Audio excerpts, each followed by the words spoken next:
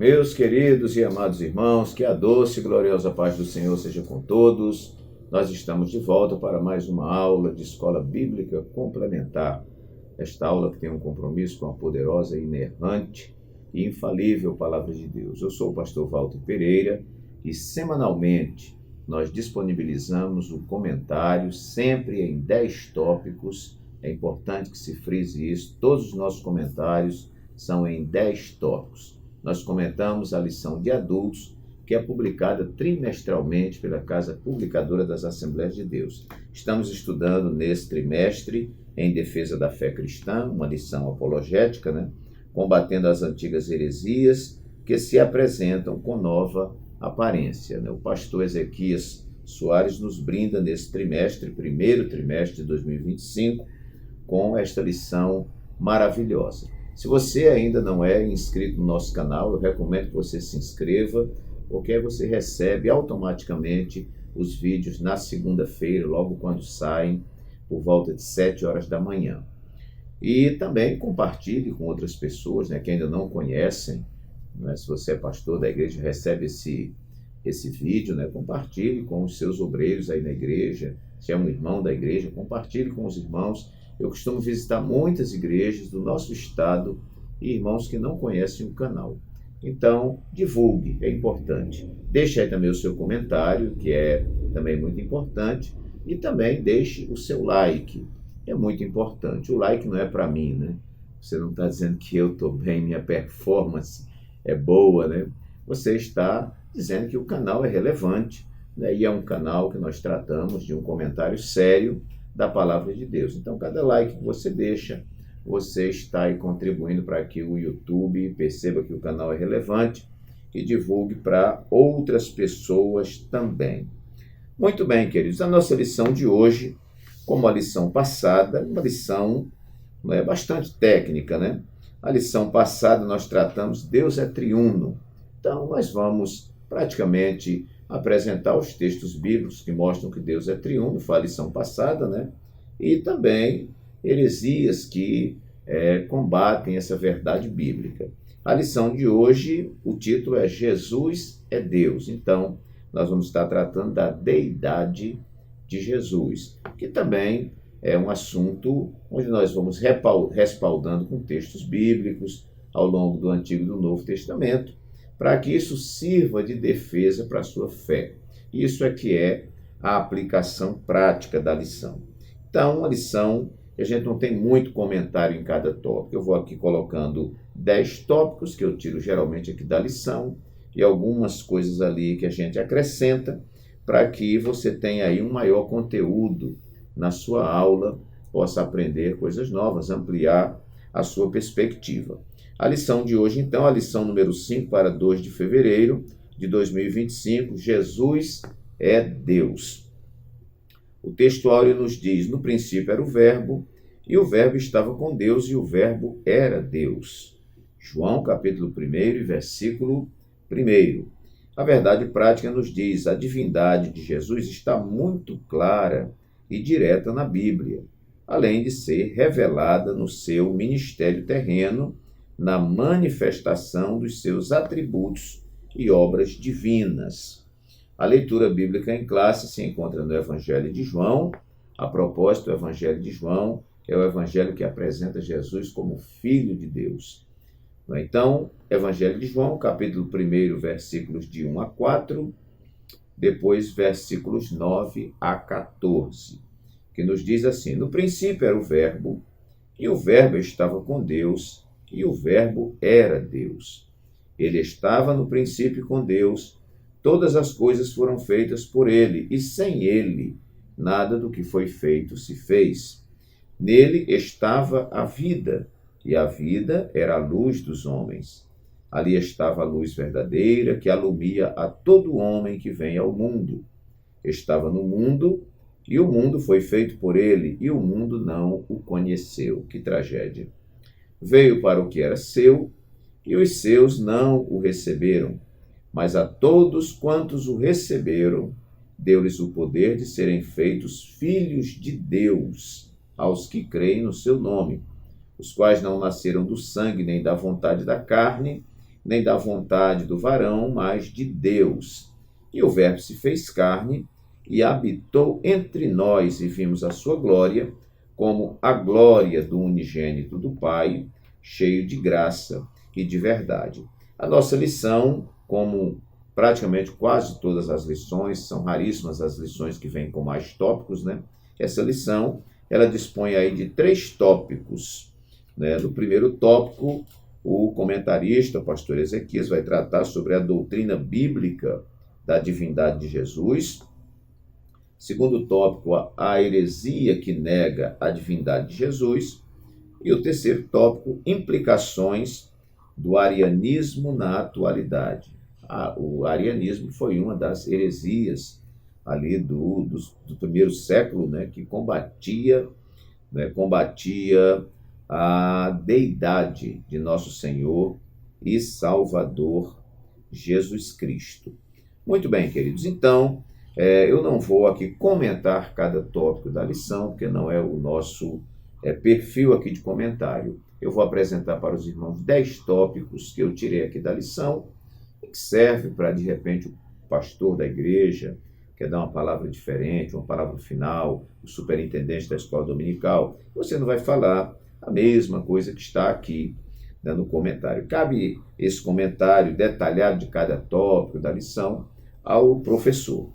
Então, o primeiro tópico que eu pontuei aqui, irmãos, foi deidade afirmada pelo profeta Isaías. Não é uma novidade, né? Isso está na nossa leitura diária, a leitura de terça-feira.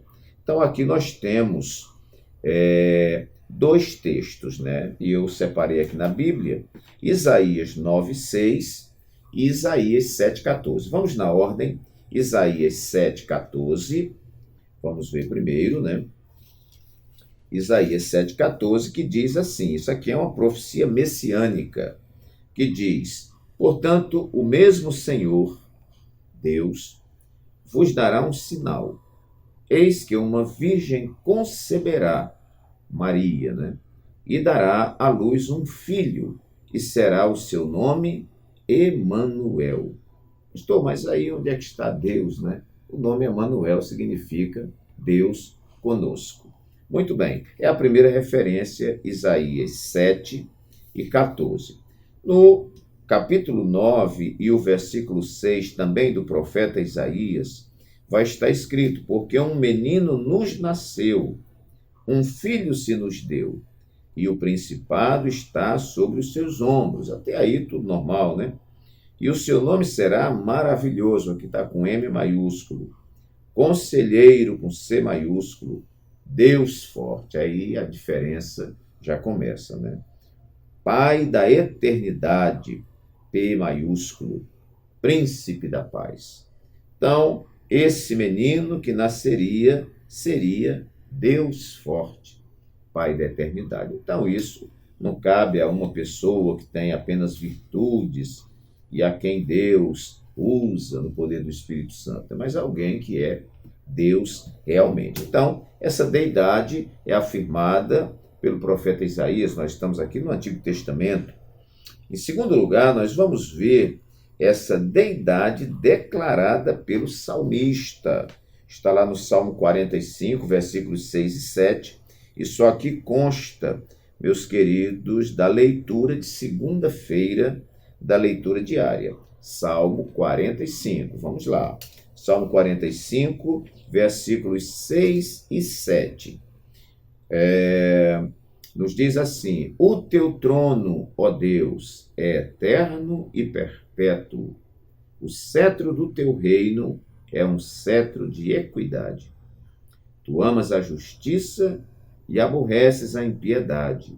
Por isso Deus, o teu Deus, te ungiu com óleo de alegria mais do que aos teus companheiros. Então aqui nós vemos, não é, a palavra, o salmista se dirigindo ao Senhor Jesus, se dirigindo a ele como Deus também.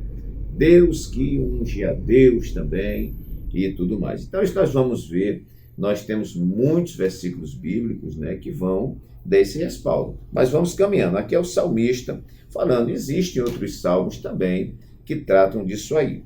Então, primeiro, a deidade afirmada pelo profeta Isaías. Segundo, deidade declarada pelo salmista. Terceiro lugar, deidade proclamada pelo apóstolo Paulo. Se você for aqui no tópico 1 da nossa lição, tópico 1 e o subtópico 1, você vai ver duas referências interessantes, onde Paulo afirma essa deidade. Ele menciona Jesus como Deus. Então vamos lá, tópico 1 e subtópico 1. A primeira referência, eu quero colocar aqui, a referência que está em Tito, capítulo 2, versículo 13, que é só uma partezinha, diz assim, Paulo falando, e a manifestação da glória do nosso grande Deus e Salvador Jesus Cristo. Deus e Salvador Jesus Cristo. Depois nós vamos ver uma outra referência que ele fala em Filipenses 2:6, né, que diz assim, mesmo existindo na forma de Deus, não considerou ser igual a Deus, algo que deveria ser retido a qualquer custo. Há uma versão que diz assim, né? Que haja em vós o mesmo sentimento que houve também em Cristo Jesus, que sendo em forma de Deus, não teve por usurpação ser igual a Deus. Então eu digo que a encarnação, né, a encarnação de Deus, o Logos, a palavra, se tornando homem. Esta encarnação, ela de certa forma é um autorreducionismo, vamos dizer, de Deus, onde ele se autorreduz. Né? Karl Barth, ele diz assim que Deus ele se autorrevela, ou seja, ele é que decide, vou me mostrar. Né? Ele se auto-manifesta e ele se auto-concede. Então, ele mesmo resolve. E Deus desce às partes mais baixas da terra e se equipara a nós. Não no pecado, mas ele aqui padece como homem, sente o que nós sentimos, vamos dizer, para que ele tivesse toda a autoridade moral, mesmo sendo Deus. Né? Para que amanhã você não diga, eu vou deixar a igreja porque fui caluniado. Eu vou deixar a igreja porque fui humilhado. Eu vou abandonar o departamento porque fui traído. Eu vou deixar a igreja por causa desse pastor. Né? Não existe nada que você possa dizer diante de Jesus Cristo, porque o que você passa, ele passou de forma maximizada, de forma muito maior. Então, quando você contar toda a sua história e seu sofrimento, ele vai fazer assim com as mãos e vai perguntar à senhora, o senhor foi crucificado onde? E aí você não vai dizer que morreu crucificado. Então, você já perdeu. E se ele permaneceu firme, se você não permanecer, a culpa é sua. Mas Deus não tem culpa nenhuma, a igreja não tem culpa nenhuma, departamento não tem culpa nenhuma, pastor não tem culpa nenhuma, a culpa é sua. Cada um queixe-se dos seus próprios pecados, diz a Bíblia. Então, vemos aqui dois textos e haveriam outras referências que a gente poderia citar aqui também, mostrando nas muitas cartas de Paulo, ele afirmando essa deidade de Cristo. Quarto lugar, eu pontuei aqui, deidade revelada por Jesus. O próprio Jesus, não é, se manifesta como Deus e diz que é. Então, João 8,58 tem uma referência muito interessante que vai dar uma inferência, vamos dizer assim, maravilhosa para nós. João capítulo 8, versículo 58, um texto muito conhecido por todos nós. Vamos começar antes, né? Então, o Senhor Jesus vai dizer para os judeus, ele diz assim, a partir do versículo 56, 8 de João, versículo 56. Abraão, vosso pai, exultou, se alegrou por ver o meu dia, e viu e alegrou-se. Disseram-lhe, pois, os judeus, ainda não tens 50 anos e viste Abraão? Disse-lhes Jesus, em verdade vos digo, que antes que Abraão existisse, eu sou. Olha aí o Deus eterno. Então pegaram em pedras para lhe atirarem, mas Jesus ocultou-se e saiu do templo. Óbvio que a mente humana, limitada, não iria receber esta palavra. Então está ali um homem e diz que antes que Abraão existisse, Abraão viveu milhares de anos antes de Jesus, antes que Abraão existisse, eu sou. Ele é o grande eu sou do Antigo Testamento, está aqui na nossa lição. Então, meus queridos, Jesus vai fazer isso, ele revela, ele revela a sua deidade.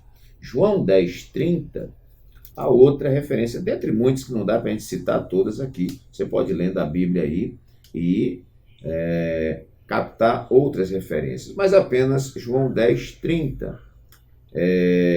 Jesus diz assim: eu e o Pai somos um. Como é que eu vou dizer eu e Deus somos um? Eu e Jesus, Então, eu e o Pai somos um. Jesus se equiparou a Deus Pai, porque ele é realmente Deus. Então, Jesus também revela a sua deidade. Não só as pessoas reconheciam, a palavra testifica dizendo, nós estamos mostrando aqui o salmista, Isaías, tem outras referências lá de Isaías, e outros mostrando. Muito bem, vamos ver também, deidade aceita pelo apóstolo Pedro. Ah, tem mais? Tem. Lá no tópico 1, é bom que lá tem já alguns versículos, para a gente não ficar procurando aqui, tópico 1 e subtópico 1, a segunda carta de Pedro, capítulo 1 e versículo 1. Vamos ver como está dizendo lá. Aos que conosco, Pedro falando, obtiveram fé igualmente preciosa na justiça do nosso Deus e Salvador Jesus Cristo. Deus e Salvador Jesus Cristo. Salvador Jesus Cristo e Deus. Isto é uma menção, uma referência a Jesus. Estão vendo? Pedro aqui também testificando. Sexto lugar, deidade defendida pelo apóstolo João. João é que vai revelar mesmo, porque você tem o Evangelho de Mateus, onde nós vemos a ênfase, vamos colocar assim, de Mateus, em Jesus como o rei dos judeus. Mateus era um judeu. Em Marcos você vai ver a ênfase de Marcos, que não era um apóstolo, Ele acompanhou aí Paulo, e tudo mais, mas ele não era apóstolo, Ele acompanhava os apóstolos. Então, Marcos, ele vai também mostrar, que Jesus, ele se manifesta como Deus. Nós vamos ver uma referência muito interessante daqui a pouquinho, mas eu quero já adiantar aqui, Marcos ali em capítulo 2, quando aquele paralítico está sem poder entrar ali no recinto onde Jesus está, e 4 homens juntam, pegam aquela maca daquele paralítico, sobe na casa, arranca lá o telhado, desce na frente de Jesus. Quando para na frente de Jesus, Jesus diz: filho, perdoados estão os teus pecados. E o próprio público que está ali, crítico, diz assim: quem pode perdoar pecados senão Deus? Perfeitamente. Só que quem está ali é Deus, Então, meus queridos, nós vamos ver que Mateus vai tratar Jesus como o rei dos judeus. Marcos, que eu disse aqui que ele não era um apóstolo, mas andava ali com o apóstolo Paulo, cuidava, assessorava, vamos dizer, acompanhava a ele. No seu evangelho ele vai mostrar Jesus como servo, ok? Lucas é o evangelho do Filho do Homem, e João é um evangelho distinto, tanto que ele não está, os sinóticos que são semelhantes, Mateus, Marcos e Lucas. Agora João é um evangelho distinto, onde o tratamento que é dado a Jesus é como Filho de Deus, e toda a ênfase, todo o destaque de João é mostrar Jesus como o Filho de Deus e, obviamente, Deus também. Muito bom. Então, nós vamos pegar aqui só algumas referências. Uma já está aqui na nossa leitura, quando João escreve no seu evangelho, ele diz: no princípio era o verbo. Quem é este verbo? A palavra. E o verbo estava com Deus. E o verbo era Deus. Esta palavra é Jesus. Eu vi um pregador falando e achei muito bonita a colocação, quando Jesus estava ali na sinagoga, que foi dado o livro a ele, a Torá, a lei. Aí o pregador disse: a palavra pegou a palavra, né? E a palavra leu a palavra. Jesus não tem discrepâncias com a palavra, né? Não tem dissonâncias com a palavra. Jesus, ele não é incoerente em relação à palavra. Ele é a palavra. Ele é o Logos, né? O verbo de Deus. Então, meus queridos, no princípio era o verbo estava com Deus e o verbo era Deus. Ele estava no princípio com Deus. Todas as coisas foram feitas por ele, e sem ele, nada do que foi feito se fez. O verbo, a palavra. Aí João, lá no versículo 14, vai dizer: e o verbo se fez carne, Jesus, e habitou entre nós, e vimos a sua glória, como a glória do unigênito do Pai, cheio de graça e de verdade. Então veja, no princípio era o verbo estava com Deus, e o verbo era Deus. Coisa maravilhosa, né? A palavra, por si mesma, ela explica todas as coisas. Agora vamos, meus queridos, para a primeira carta de João. João escreveu o Evangelho de João e escreveu também 3 cartas, né? Primeira de João, segunda de João, terceira de João. Eu quero ler uma referência que está na primeira de João, capítulo 5, e o versículo 5 e 20. Vamos ver, diz assim, João falando: e sabemos que já o Filho de Deus é vindo e nos deu entendimento para conhecermos o que é verdadeiro. E no que é verdadeiro estamos, isto é, em seu Filho Jesus Cristo. Este é o verdadeiro Deus e a vida eterna. Então João está afirmando, não tem como fugir e dizer que Jesus Cristo não é Deus. E outras referências, né, irmãos, que não dá tempo a gente ler muita coisa aqui. Bom, vamos caminhando, vamos para o nosso 7º tópico, né, que diz assim: deidade combatida pelas heresias. Se você quiser, eu coloquei aqui como 7º ponto, mas se você quiser numa ordem, que eu acho que fica até melhor, me desculpem aqui, é colocá-lo como primeiro, né? Você apresenta logo as heresias que diz alguma coisa, depois você vai respaldando qual que nós estamos colocando aqui. Mas é um tópico. Deidade combatida pelas heresias. Essa deidade não foi recebida com muita tranquilidade. Muita gente começou a questionar. Nós vemos que existiram heresias que combateram a humanidade. Não, Jesus não era humano, Jesus era um fantasma, Jesus era sobrenatural, Jesus não era um homem comum, como os outros homens, né? Se ele não era um homem, qual o perigo disso? O grande perigo para o cristianismo é que se ele não era homem, ele não morreu. E se ele não morreu, ele não ressuscitou. E se ele não ressuscitou, nós não vamos ressuscitar. E a história da igreja está perdida. Então Jesus é verdadeiro Deus e verdadeiro homem. 100% Deus e 100% homem. Mas aí surgiram heresias. E eu quero mostrar aqui para os irmãos, por exemplo, tópico 2 e o subtópico 1 vai falar de uma primeira, o arianismo, né? Arianismo. E fala de outras aqui, que não vai se aprofundar, né? Arianismo é o primeiro. Os primeiros a negarem a divindade de Jesus foram os ebionitas,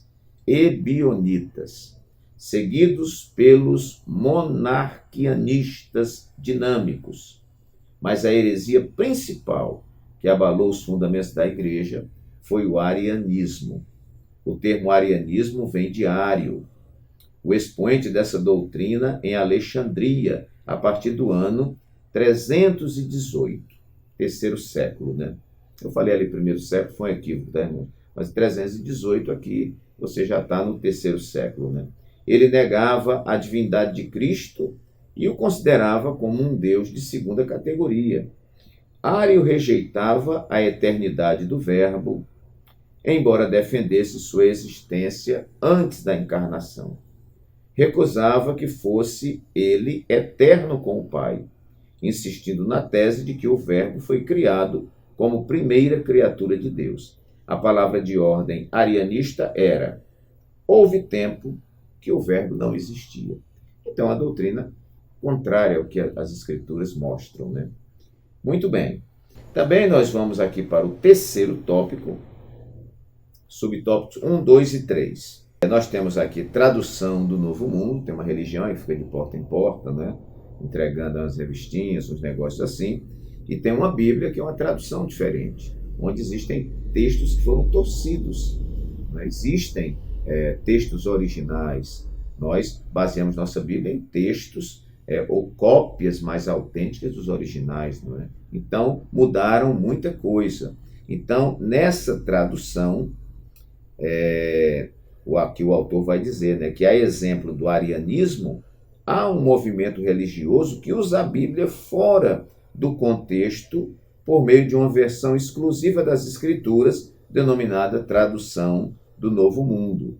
Trata-se de uma versão tendenciosa. Na medida que você altera o texto bíblico, fica difícil discutir. Nós temos que tratar com o texto conforme ele é. Muito bom. Nós temos também movimentos orientais. A lição vai mostrar aqui, né? Aí tem aqui: nenhum deles reconhece a divindade de Jesus, e para os panteístas monistas não existe trindade e nem Jesus. O movimento Hare Krishna, por exemplo, nega a divindade de Jesus e nem acredita que ele seja o Salvador, pois vê o Senhor Jesus como um mero guia espiritual e uma das inúmeras encarnações de Krishna. Outros grupos, né? O Jesus do Alcorão é um mero mensageiro, não é reconhecido como Deus, nem como Filho de Deus, nem como Salvador, nem morreu e nem ressuscitou. As religiões reencarnacionistas recusam a deidade absoluta de Jesus e sua ressurreição dentre os mortos e não reconhecem a sua singularidade. O Jesus deles não passa de mais um médium ou um dos grandes mestres e filósofos, né? Então aqui, claro, né, irmãos, o comentarista tem que ser sucinto. A gente mostra aqui algumas religiões, o que elas tratam, como elas dizem e tudo mais. Então, se nós deixamos de reconhecer que Jesus foi verdadeiro homem, nós entramos por um caminho herético. Se nós deixamos de reconhecer que Jesus é verdadeiramente Deus, nós também entramos por um caminho de heresia. Então, sétimo ponto: deidade combatida pelas heresias. Oitavo lugar: deidade demonstrada por Jesus. Aqui foi o tópico que eu reservei. E há outras demonstrações. Aqui foi quando o paralítico desceu e Jesus disse: perdoados estão os teus pecados. E eles disseram: quem pode perdoar pecados senão Deus? Aí Jesus disse assim: olha, vocês estão aí murmurando, deixa eu perguntar uma coisa: qual é mais fácil? Dizer: perdoados estão os teus pecados, ou dizer: levante-te dessa cama, coloca a cama nas costas e vá para casa? Qual é mais fácil? Obviamente que o mais fácil é dizer: perdoados estão os teus pecados. Isso é subjetivo. Está perdoado? Não sei, né? Então, Jesus diz: para que vocês saibam que o Filho do Homem tem autoridade na terra para perdoar pecados, vou fazer um negócio mais difícil. Paralítico, se levante, coloque essa cama nas costas e vá para a sua casa. E ele pegou, colocou, que nós, vou me incluir nisso aí, nós somos muito ávidos por sinais, a gente quer ver, quer tocar e tudo mais, né? Então, meus queridos irmãos, o Senhor Jesus deu aí a sua demonstração. Não vou dizer aqui, eu posso acrescentar também, Jesus em alto mar, a tempestade assolando, e Jesus dá uma ordem para o vento e uma ordem para o mar, e eles se acalmam. Então, tudo isto é o nosso Deus. Uma outra demonstração muito interessante de Jesus é quando ele se transfigura, né? Ele vai orar, leva Pedro, Tiago e João, sobe a um monte, né? E naquele monte ele se transfigura, né? E ali eles veem Jesus conversando com Moisés e com Elias, né, transfigurado, glorificado, né, na sua forma de Deus. Muito bem. Nono lugar e penúltimo lugar, deidade reafirmada em nossos credos. É baseado nesse conjunto de informações, não é, dos textos bíblicos, da coerência da nossa exegese e da nossa hermenêutica, que nós temos o nosso credo. As Assembleias de Deus têm o seu credo, né, que muitas das religiões e denominações sérias também defendem que Jesus é Deus. Então nós vamos ver aqui no auxílio doutrinário, que está na lição de mestre, 2 pontos aqui que diz assim, começando: o Senhor Jesus Cristo é desde a eternidade o único Filho de Deus e possui a mesma natureza do Pai, como afirmam os credos. Consubstancial com o Pai, ou seja, da mesma substância. No grego é homoousion, to patri, que significa da mesma substância com o Pai. Qualifica a unidade de essência do Pai e do Filho. Jesus disse, eu e o Pai somos um. Nós lemos essa referência. Mais embaixo nós temos, ensinamos que o Filho se fez carne, possuindo agora 2 naturezas, a divina e a humana, sendo verdadeiro Deus e verdadeiro homem.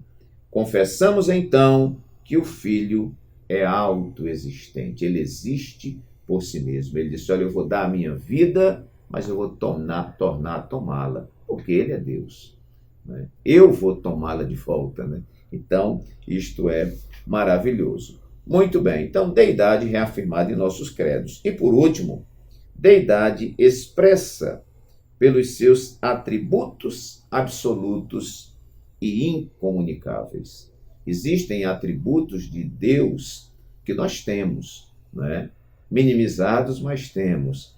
E existem atributos absolutos e incomunicáveis, são aqueles atributos que só ele tem. Então, nós vamos ver aqui alguma coisa no primeiro tópico, e subtópico 2, que fala dos seus atributos absolutos. Os atributos são perfeições próprias da essência de Deus. Os atributos absolutos ou incomunicáveis são exclusivos da divindade, como, por exemplo, onipotência.